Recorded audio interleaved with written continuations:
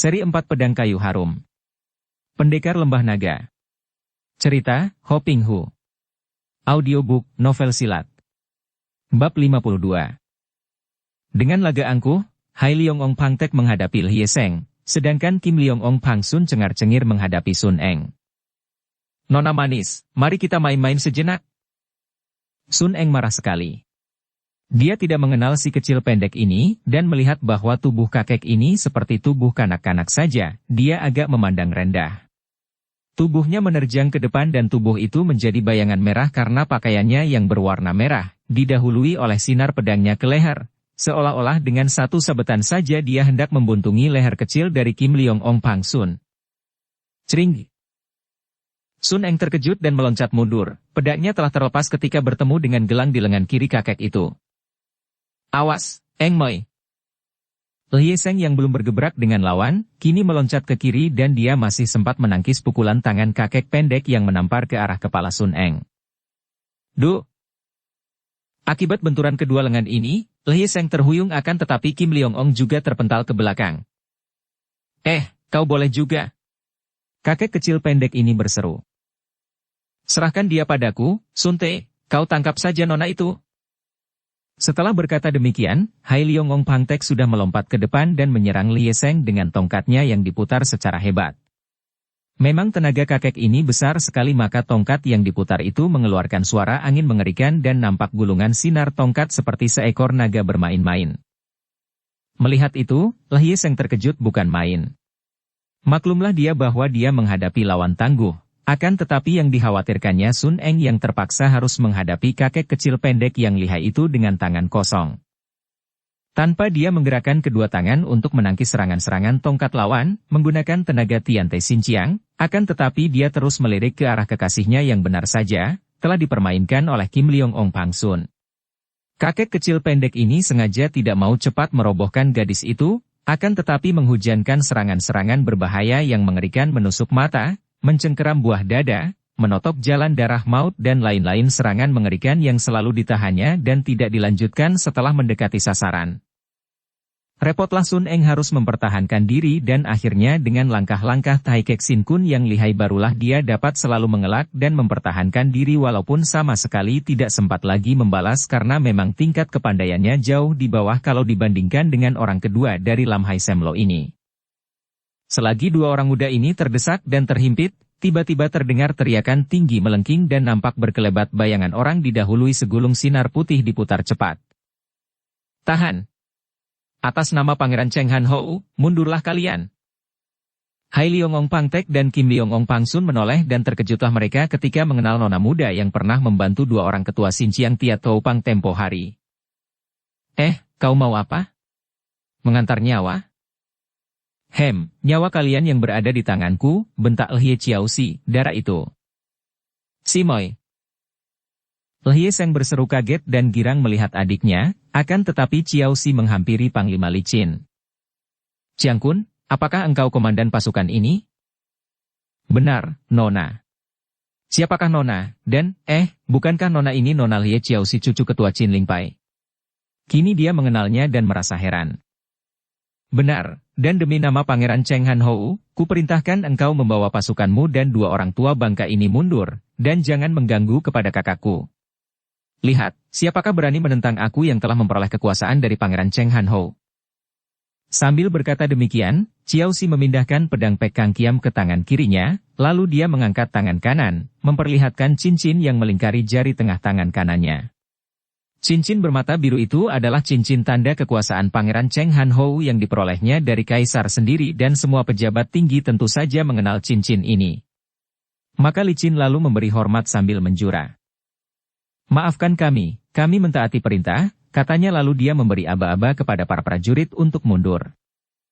Semua prajurit, biarpun terheran-heran, tentu saja tidak berani membangkang dan mereka itu terpaksa mundur, dan terus menjauhkan diri dari tempat itu sesuai dengan perintah yang dikeluarkan oleh Panglima Licin. Dua orang bengcu selatan yang dipilih oleh Cheng Han Hou itu, ialah Pang Tek dan Pang Sun, terpaksa ikut pula mengundurkan diri, akan tetapi setelah pasukan bergerak meninggalkan tempat itu, Hai Liong Ong Pang Tek yang merasa amat penasaran berkata, Tapi, Chiang Kun. Kita sudah hampir dapat menguasai dan menangkap mereka. Tanpa menghentikan langkahnya memimpin para pasukan yang meninggalkan tempat itu, Li Qin berkata. Apakah Lo Qianpui berani membantah dan membangkang terhadap kekuasaan Pangeran Cheng Han Ho? Tapi gadis itu. Lo Qianpui, cincin yang diperlihatkan oleh Nona itu adalah cincin kekuasaan beliau. Mendengar ucapan ini, dua orang kakek itu bungkam dan diam-diam terkejut dan heran. Bukankah menurut Panglima Li Qin ini, darah itu adalah cucu ketua Qin Ling Pai? Keluarga Qin Ling Pai dianggap pemberontak dan buronan yang dikejar-kejar. Bahkan mereka berdua itu dipanggil ke kota raja untuk membantu Kim Hong Liunio menangkap para pemberontak dan buronan ini, maka dengan sendirinya seorang cucu ketua Qin Ling Pai tentu menjadi buronan pula. Akan tetapi mengapa nona itu tadi malah memiliki cincin tanda kekuasaan dari Cheng Han Ho? Mereka bingung akan tetapi menghadapi cincin kekuasaan pangeran yang mereka takuti itu, tentu saja mereka tidak berani membantah lagi. Apa pula melihat sikap Panglima Li yang begitu takut menghadapi cincin tadi. Sementara itu, setelah para pasukan itu mundur, barulah Ciao Xi yang berdiri tegak dengan gagah memandang kakaknya sambil tersenyum dan mengembangkan kedua lengannya. Koko! Pemuda dan pemudi itu berlari saling menghampiri lalu saling berangkulan. Suasana menjadi amat mengharukan ketika kakak beradik ini berangkulan ketat tanpa mengeluarkan sepatah pun kata, dan darah yang gagah perkasa itu tidak dapat menahan air matanya yang mengalir turun. Sengko, betapa rinduku kepadamu. Ah, Ciao Xi, engkau adikku yang nakal. Mereka melepaskan rangkulan, saling pandang dan keduanya tersenyum lebar walaupun wajah Ciao Xi masih basah air mata dan dua titik air mata juga membasahi bulu mata pemuda perkasa itu. Engkau sungguh cantik dan gagah, adikku. Dan engkau pun tampan dan gagah Koko. Engkau tadi mengamuk seperti seekor naga sakti. Hahaha, kalau engkau tidak keburu datang aku sudah menjadi naga tanpa nyawa. Koko, siapakah enci yang manis itu? Wajah Lie Seng berubah merah, akan tetapi karena merasa sudah cukup dewasa, dia tidak mau menyembunyikan lagi persoalannya dengan Sun Eng. Dia menggapai Sun Eng dan gadis ini melangkah maju mendekat, saling berpandangan dengan Ciao Xi. Eng Mol, ini adalah adik kandungku, seperti pernah kuceritakan kepadamu. Adikku, dia ini bernama Sun Eng, dia adalah... calon sosomu, kakak iparmu. Ai! Ciao Xi berseru girang dan dia cepat memberi hormat yang dibalas oleh Sun Eng dengan muka merah. Kemudian Ciao Xi memegang lengan calon kakak iparnya itu. Engkau sungguh cantik, Soso. Ih, Simoy, belum waktunya engkau menyebut Soso. Kami belum menikah, kata Sun Eng tertawa. Maaf, Eng Cici, aku hanya bergurau. Akan tetapi aku ingin segera memanggilmu Soso. Seng Koko, engkau sekarang telah menjadi seorang pendekar perkasa setelah engkau belajar kepada Lo Qianpui Kok Beng lama. Hayo ceritakan semua pengalamanmu semenjak engkau meninggalkan kami, Koko. Mereka bertiga lalu duduk di atas rumput dan berceritalah Lie Seng tentang semua pengalamannya semenjak dia meninggalkan rumah untuk ikut belajar kepada Kok Beng lama sampai dia kembali, sampai dia bertemu dengan Sun Eng dan sampai perjumpaan mereka pada saat itu. Semua dia ceritakan secara singkat, akan tetapi tentu saja dia tidak pernah menyinggung tentang riwayat atau asal-usul Sun Eng, bahkan dia tidak menceritakan kepada adiknya bahwa calon istrinya itu adalah murid dari paman mereka Chia Bun Hou. Sekarang engkau harus ceritakan semua pengalamanmu, adikku yang nakal. Aku hanya bisa ikut merasa gelisah ketika tidak melihatmu di Qinlingshan dan hanya mendengar bahwa engkau minggat dari Qinlingshan. Kemana saja engkau pergi? Ciao Xi menarik napas panjang.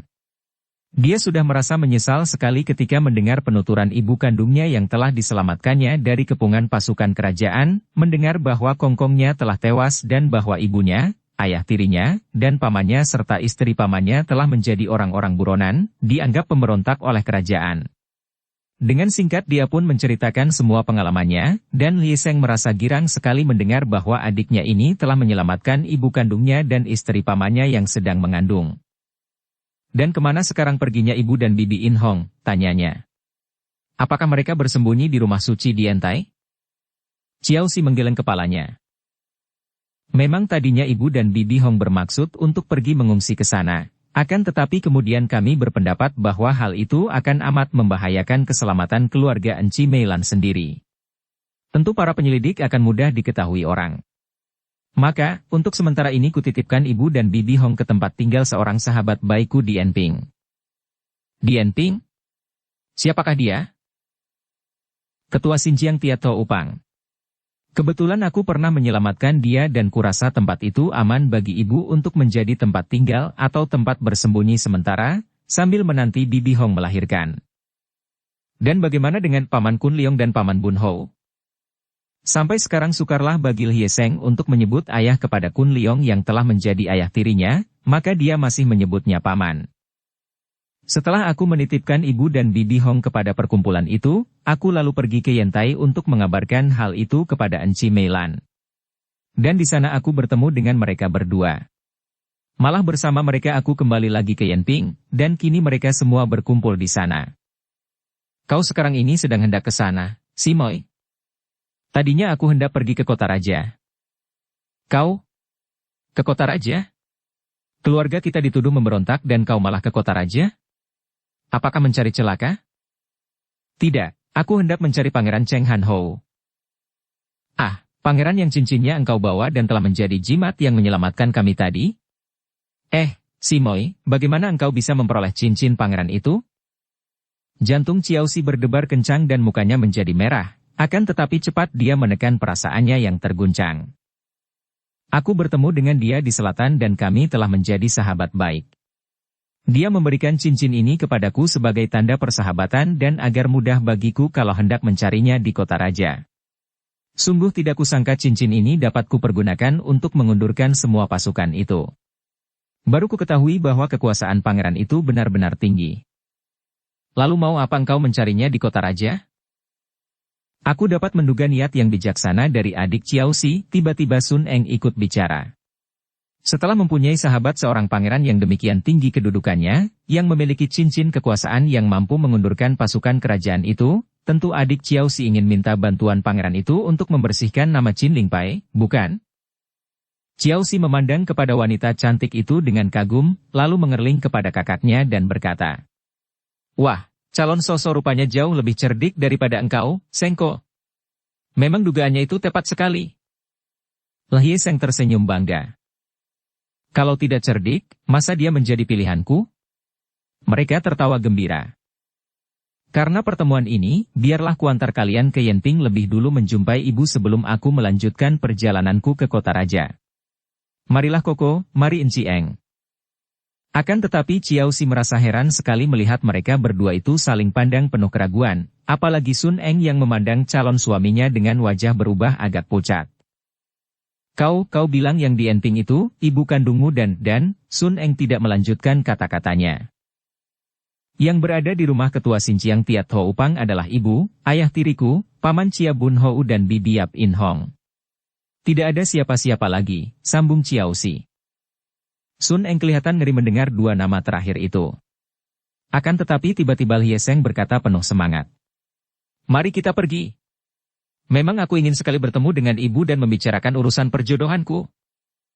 Dengan kata-kata ini dia memandang kepada Sun Eng dan seolah-olah berjanji dengan pandang matanya bahwa dialah yang akan menanggung semua urusan yang mungkin timbul kalau calon istrinya itu bertemu dengan Chia Bun Hou dan Yap In Hong.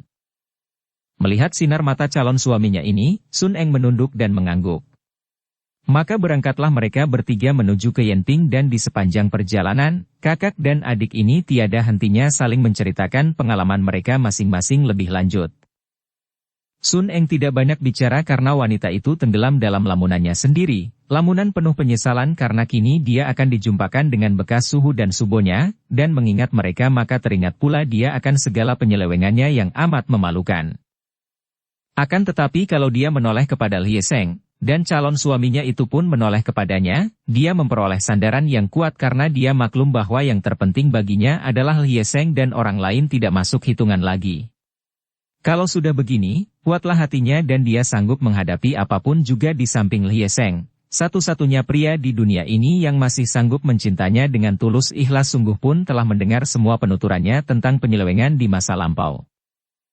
Mereka berempat itu, Yap Kun Leong, Chia Giok Keng, Chia Bun Hou dan Yap In Hong dua orang kakak beradik yang menjadi dua pasang suami istri itu, pendekar-pendekar sakti yang menjadi tokoh-tokoh utama dari Qin Lingpai yang kini telah bubar setelah pendekar Chia Keng Hong meninggal. kini menjadi buronan-buronan yang terpaksa harus menyembunyikan diri di dalam sebuah di antara rumah-rumah di pusat perkumpulan Xinjiang Tiatoupang.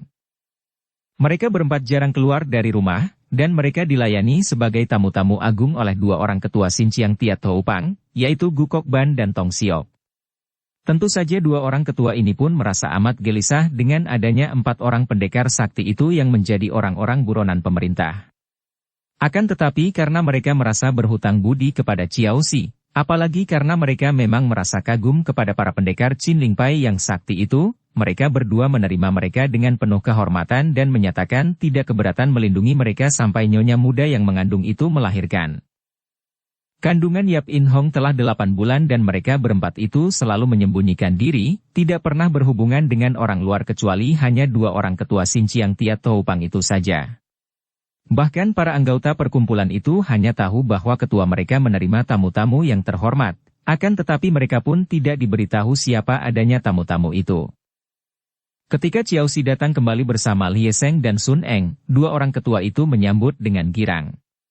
Mereka selalu merasa kagum dan penuh hormat kepada Ciao Xi, maka ketika nona itu memperkenalkan Lie Sheng sebagai kakak kandungnya dan Sun Eng sebagai calon kakak iparnya, 2 orang ketua itu memberi hormat kepada mereka. Kemudian, 3 orang muda ini langsung memasuki rumah yang menjadi tempat persembunyian 2 pasang suami istri pendekar itu. 4 orang itu telah duduk di ruangan lebar dan mereka sudah merasa girang sekali mendengar akan kedatangan kembali Ciao Xi bersama Lie Sheng. Ketika 3 orang muda itu memasuki rumah ruangan, serta-merta Lie Sheng dan Ciao Xi menghampiri ibu mereka dengan girang, dan Sun Eng yang masuk pula dengan wajah pucat, lalu menjatuhkan diri berlutut menghadap Bun Hou dan In Hong sambil berkata lirih. Suhuk Subo. Suami istri ini terbelalak memandang ketika mereka mengenal Sun Eng. Berubahlah wajah Bun Hou dan In Hong menjadi kemerahan. Mereka tidak ingin orang lain, apalagi keluarga mereka, mendengar tentang diri murid murtad yang memalukan ini, dan siapa kira, murid ini sekarang berani mati muncul di depan mereka, di tempat persembunyian dan di depan para keluarga. Mau apa kau ke sini? Bentak Bun Hou. Hayo pergi. Pergi kau dari sini cepat, atau kuhajar engkau, bentak In Hong pula sambil bangkit berdiri. Suami istri itu dengan wajah merah dan sepasang mata menyinarkan cahaya kemerahan sudah berdiri menghadapi Sun Eng yang masih berlutut. Melihat ini, tiba-tiba Lie Sheng meloncat dan dia sudah berdiri di depan Sun Eng, melindungi darah itu dan menghadapi paman dan bibinya dengan mata bersinar-sinar. Paman dan bibi, harap sabar dan mundur dulu, katanya sambil mengangkat kedua tangannya. Minggir kau, Shengji, biar kami hajar bocah murtad ini, bentak Bun Hou yang semakin marah melihat keponakannya hendak melindungi gadis yang dianggap telah mencemarkan nama baiknya itu. Mendengar ini, habislah kesabaran Lie Sheng dan sikapnya menentang. Paman dan bibi, siapapun juga di dunia ini tidak boleh menyentuh Eng Moi, apalagi hendak menghajarnya. Kalau paman dan bibi hendak memukulnya, kalian harus lebih dulu membunuh aku. Chia Bun Hou dan Yap In Hong terkejut setengah mati mendengar ini. Mereka berdua terbelalak memandang wajah Lie Sheng, dan Chia Bun Hou berseru. Apa yang kau katakan ini, Lie Sheng?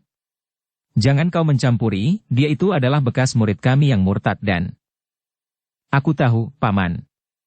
Akan tetapi hendaknya paman dan bibi juga mengetahui bahwa dia ini adalah calon istriku yang tercinta.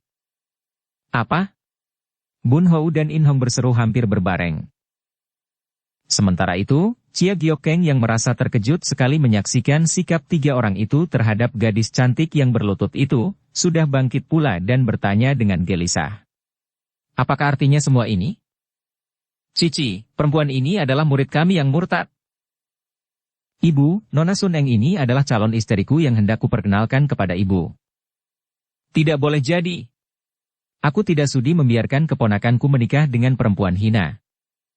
Paman. Harap paman jangan melanjutkan kata-kata itu, bentak Lie Sheng dengan marah.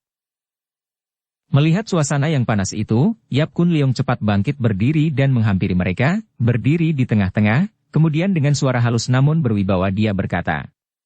Hentikan semua kekerasan ini. Kita adalah di antara keluarga sendiri, kalau ada urusan dapat dibicarakan dengan tenang dan dengan kepala dingin. Agaknya terdapat perbedaan faham antara adik-adikmu dan putramu, mari kita bicara baik-baik, sambung Kun Leong kepada istrinya yang menjadi bingung dan yang sudah pucat wajahnya itu. Giokeng mengangguk lalu dia menoleh kepada Ciao Si sambil berkata, "Engkau pergilah keluar dulu, Ciao Si." Ciao Si mengerti bahwa ada apa-apa yang tidak beres dengan tunangan kakaknya itu, dan sebagai seorang gadis dia agaknya tidak diperbolehkan ikut mendengarkan perkara yang hendak dibicarakan, maka dia pun mengangguk dan bangkit, hendak meninggalkan ruangan itu. "Simoy, jangan pergi." Lei Seng berkata, dan pemuda ini nampak marah. Memang dia sudah menduga bahwa urusannya dengan Sun Eng akan mendatangkan keributan dalam keluarganya, apalagi guru-guru kekasihnya berada di situ pula, dan akan terjadi dan keadaan betapa pahit pun yang akan dihadapinya. "Ciao Si, semua engkau sudah dewasa dan engkau pun anggota keluarga kita, maka biarlah engkau ikut mendengarkan dan mempertimbangkan. Apa yang dikatakan oleh Paman Yap Kun Leong benar. Kita harus berterus terang dan membuka kartu, dan biarlah nasib perjodohanku dibicarakan antara keluarga kita sampai selesai." Mendengar ucapan kakaknya dan melihat sikap yang keras itu, Ciao Si menunduk dan tidak jadi pergi. Diam-diam dia merasa khawatir sekali. Suasana menjadi hening sekali setelah Hye Seng mengeluarkan kata-katanya terhadap adiknya ini, hening yang amat menegangkan hati. Sejenak mereka semua hanya saling pandang, terutama sekali Chia Giokeng yang masih bingung menghadapi peristiwa yang tidak disangka-sangkanya itu.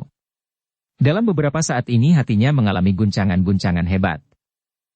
Tadinya, ketika dia mendengar putranya memperkenalkan wanita yang cantik gagah ini sebagai calon istrinya dia girang. Akan tetapi ketika mendengar bahwa wanita inilah murid dari adiknya yang murtad, dia terkejut dan bimbang.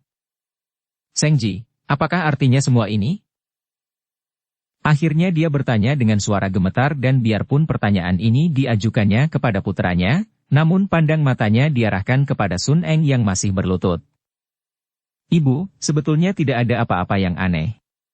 Anakmu ini sudah berusia 26 tahun lebih, dan sekarang aku datang memperkenalkan calon istriku kepada ibu. Ibu, aku dan Sun Eng sudah saling mencinta dan kami berdua telah saling mengikat janji untuk menjadi suami istri."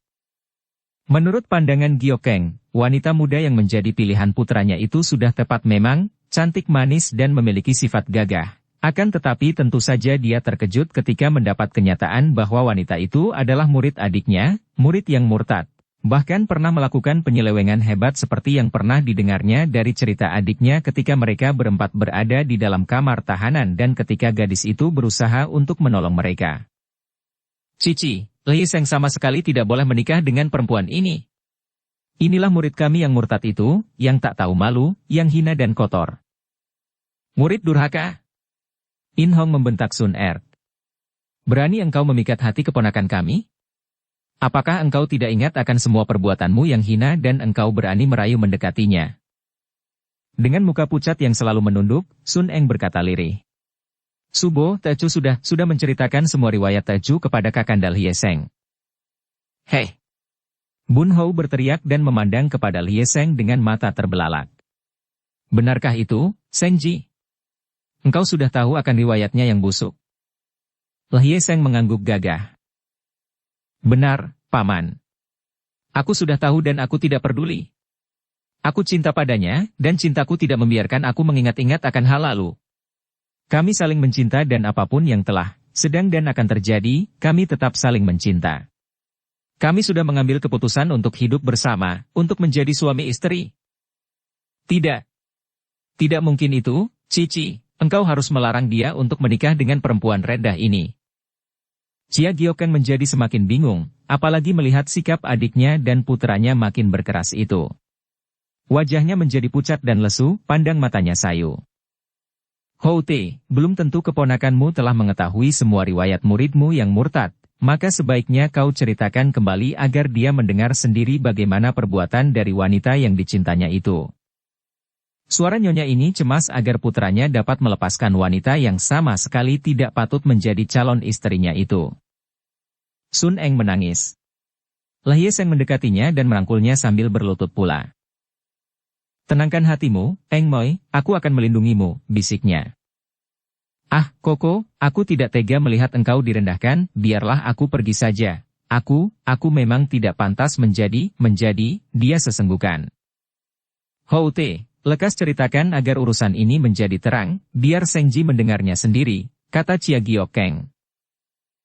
Bun Hou masih merasa tidak enak dan dia memandang kepada Lie Seng, lalu berkatalah dia kepada keponakannya itu. Sengji, engkau tentu tahu bukan sekali-kali kami ingin menghalangi kebahagiaanmu, akan tetapi kami malah melakukan ini demi kebahagiaanmu. Kami terpaksa membongkar rahasia perempuan ini untuk mencegah agar engkau tidak sampai terjebak dalam perangkapnya. Paman Bun Hou, kebahagiaan seseorang mana mungkin bisa diatur oleh orang lain? Tentang riwayat Eng Moi yang lalu, aku tidak peduli dan kalau engkau mau menceritakan hal itu kepada siapapun juga, terserah, karena hal itu tidak akan merubah cintaku kepadanya. Lie Seng merangkul kekasihnya dengan erat, seolah-olah untuk memberi kekuatan kepada wanita itu untuk menghadapi penghinaan ini. Kembali Bun Hou meragu. Betapapun juga dia merasa sayang kepada keponakannya dan dia merasa tidak enak untuk membongkar rahasia orang, apalagi orang itu adalah bekas muridnya yang dulu amat disayangnya. Dia pernah menceritakan tentang Sun Eng secara singkat kepada cicinya dan kepada Yap Kun Liong, dan sebagai seorang gagah, berat rasa hatinya untuk mengulang-ulang kebusukan orang lain. Melihat keraguan adiknya, Giokeng berkata, "Hou Te, lekas ceritakanlah. Ini menyangkut perjodohan putraku, maka segala sesuatunya harus jelas agar dia mengerti." Bun Hou menarik napas panjang, menelan ludah beberapa kali lalu berkata, suaranya lirih. "Sengji, dengarlah baik-baik.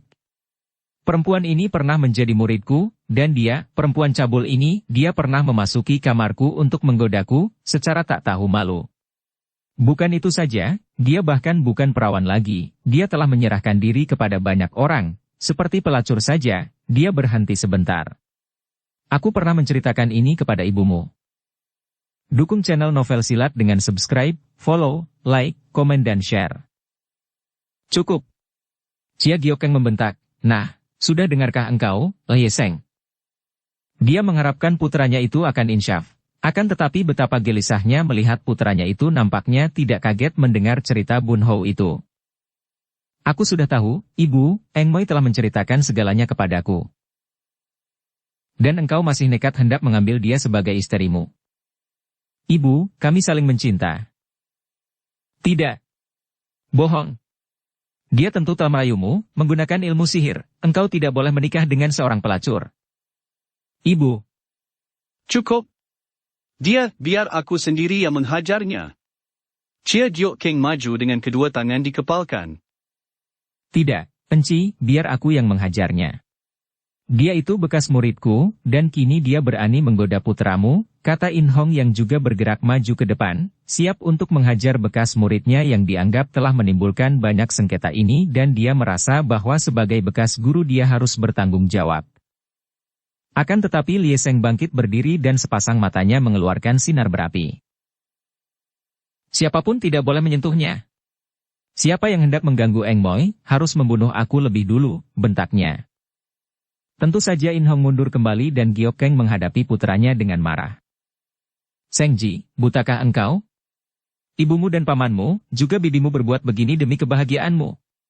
Aku tidak rela melihat anakku tergoda dan terpikat oleh rayuan seorang pelacur." "Ibu, itukah perbuatan yang membahagiakan?"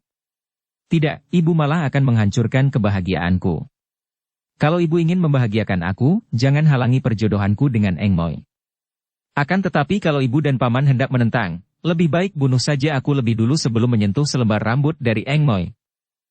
Wajah Chia Giokeng makin pucat dan kata-kata itu seolah-olah merupakan pukulan sehingga dia mengeluh dan terhuyung.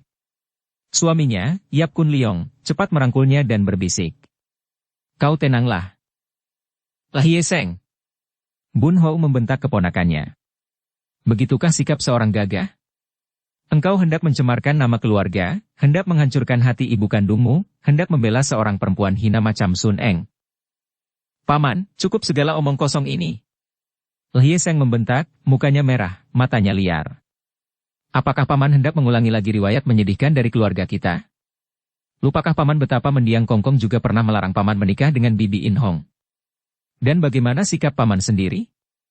Paman rela meninggalkan keluarga demi Bibi In Hong karena paman mencintainya. Sekarang mengapa paman begitu tidak mau melihat kenyataan dan hendak bersikap tidak adil, menentang perjodohanku dengan wanita yang kucinta? Anak bodoh. Dengan aku urusannya lain sama sekali. Bibimu In Hong adalah seorang wanita suci, baik-baik dan gagah.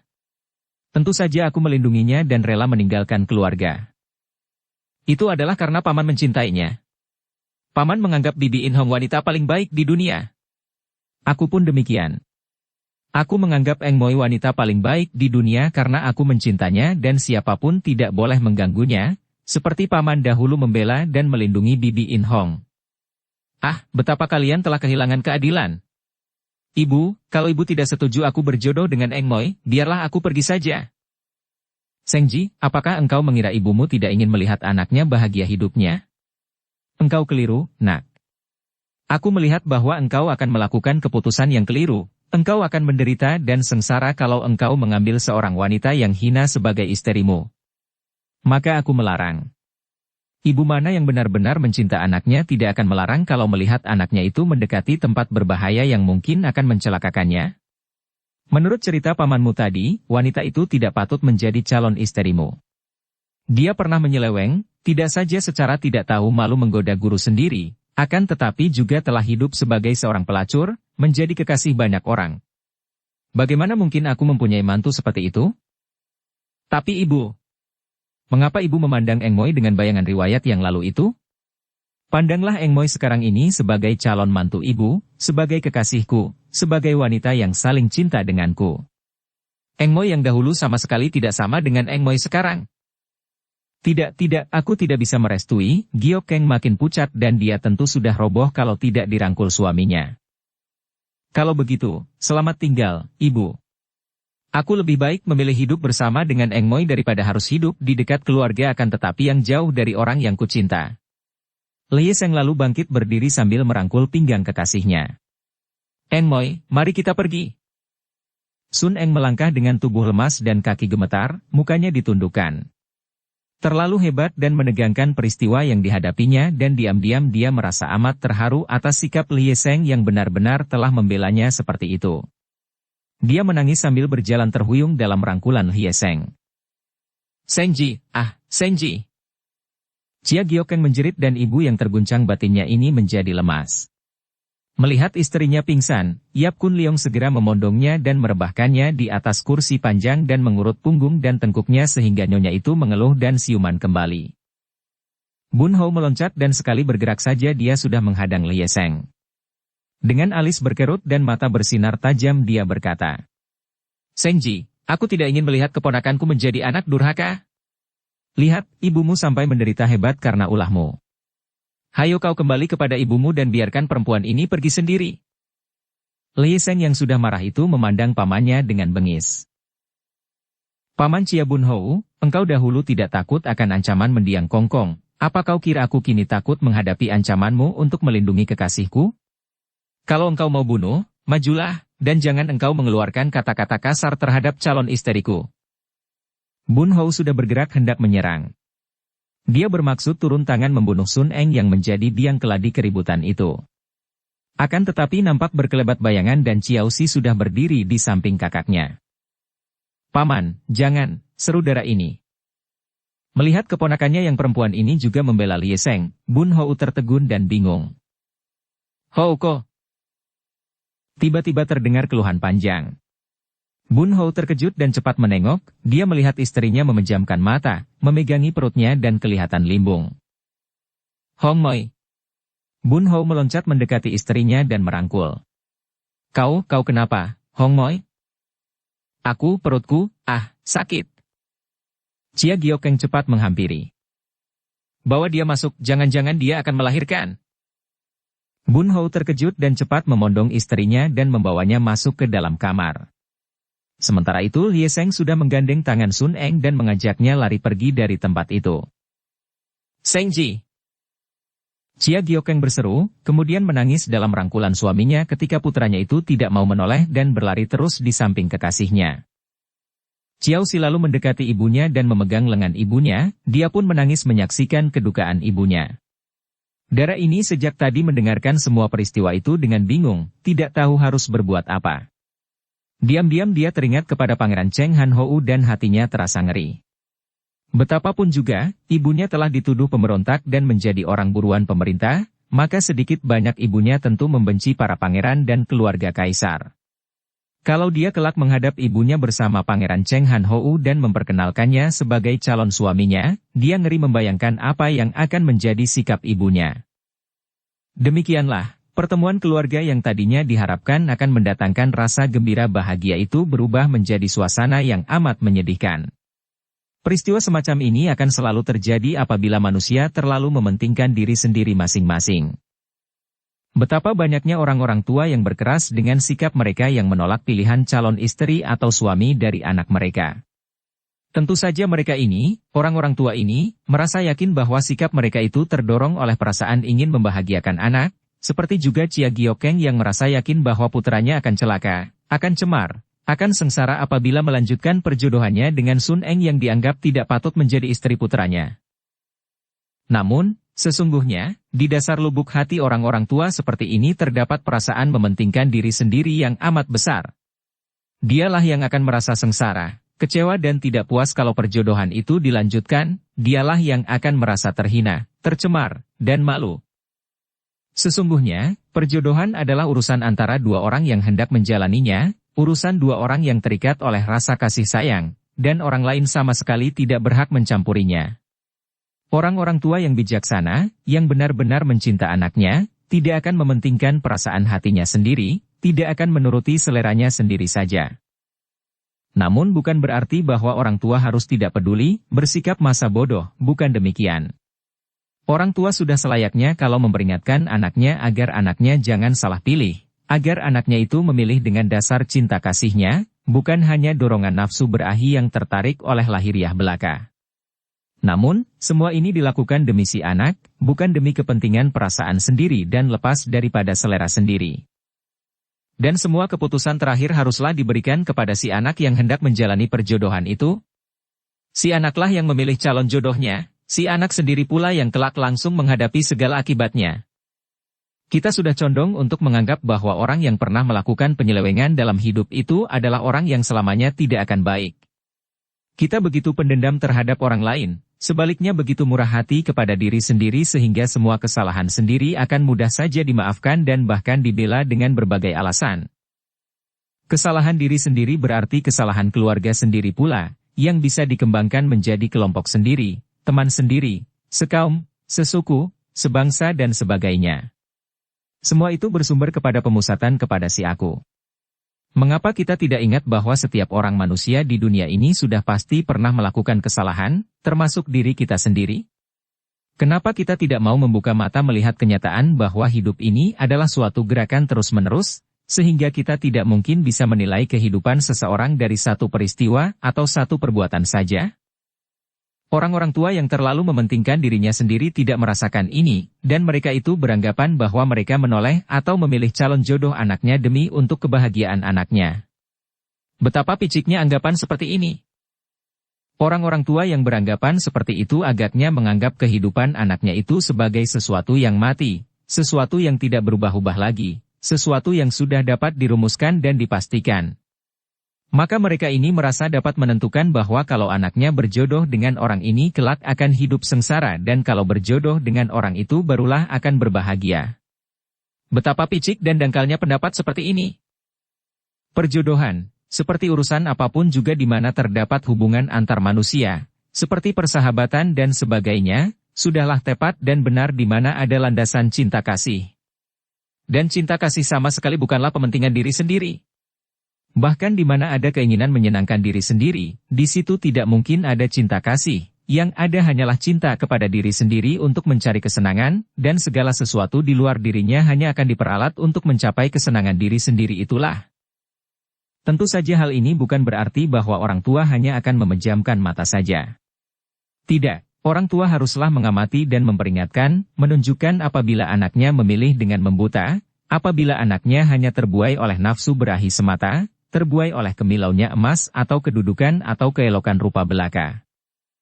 Namun, apabila orang tua melihat cinta kasih yang menghubungkan anaknya dengan orang yang dipilihnya, maka orang tua yang bijaksana akan menyetujui tanpa memasukkan pendapat-pendapatnya sendiri tentang pilihan anaknya itu. Beberapa hari kemudian setelah terjadinya peristiwa yang menimbulkan kedukaan di antara keluarga pendekar itu, Yap In Hong melahirkan seorang anak laki-laki dengan selamat. Dan atas usul para pimpinan Xinjiang Tiat To Upang, yang lama-lama merasa khawatir juga kalau-kalau akan ketahuan dan akan dianggap menyembunyikan buruan pemerintah, juga atas persetujuan para pendekar yang maklum bahwa mereka menaruh perkumpulan itu di tempat yang berbahaya, mereka lalu pindah dan tinggal di sebuah lereng bukit di seberang sungai Minkiang. Di lereng sunyi itu didirikan 2 buah rumah kecil, di tepi sebuah dusun yang menjadi tempat tinggal para petani yang merangkap pula sebagai nelayan-nelayan sungai Minkiang, dan disitulah mereka tinggal. Lei Qiaoxi membantu ibunya dan pamannya pindah, dan sepekan kemudian setelah mereka pindah, dia berpamit untuk mengulang lagi perjalanannya yang tertunda karena pertemuannya dengan Lie Sheng, yaitu ke kota raja. Dia akan mencari Pangeran Cheng Han Ho untuk minta pertolongan pangeran itu, agar ibu dan pamannya sekeluarga dapat dibebaskan dari tuduhan memberontak. Bersambung ke bab 53. Dukung kami dengan subscribe, follow, like, komen dan share. Terima kasih.